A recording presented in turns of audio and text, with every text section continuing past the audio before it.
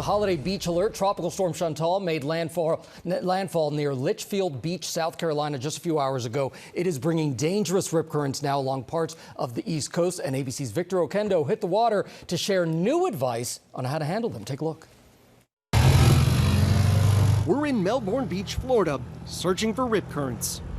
In May, a young girl caught in a rip current, helped by a bystander using a drone to deliver a flotation device. Thankfully, she survived. What makes a rip current so dangerous?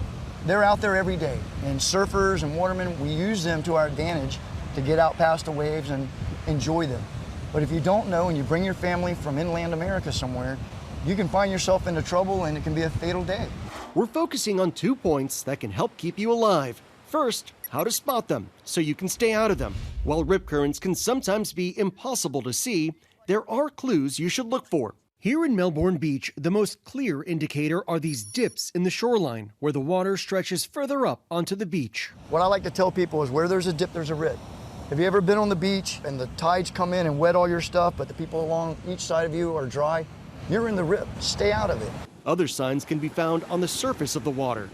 Look for white foam like this, or debris being pulled away from the shore.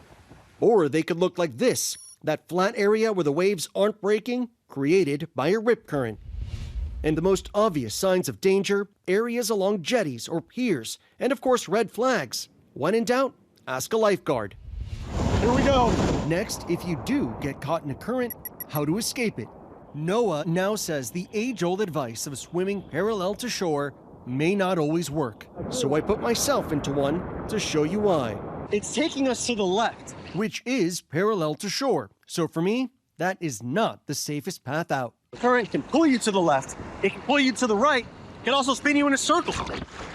It's chaotic and disorienting. Human instinct wants you to fight for your life, but experts say it's that panic exerting too much energy trying to swim against the current that leads to death. I just tried swimming against the current. I'd say I made it maybe 10, 15 yards, and you can hear me. I'm out of gas. Experts say most people can't swim more than about 50 yards without needing to touch bottom. If you get caught in a rip, you might have to swim 3 to 4 times that to get back to shore, meaning even if you can swim out of the current, you may not have the strength to get to safety. I'm pretty tired. And the idea of having to go another 50 or 60 yards back to shore, I don't think I can make that. So instead, experts now urging do less. The key is not to panic. Let that current take you out and then flip and float. Some people call it floating like a leaf. Legs up, back of the head against the water, and using only gentle movements. This will relax you, conserve energy, and help you stay above water longer. It'll also give you a beat to determine which direction the current is flowing. If you can, swim perpendicular to that direction, like swimming to the side of a river. When you no longer feel the pull, swim at an angle back to shore. If you can't, just float until help arrives. Use your hands to signal somebody, and you should be okay. For Good Morning America, Victor Oquendo, ABC News, Melbourne Beach, Florida.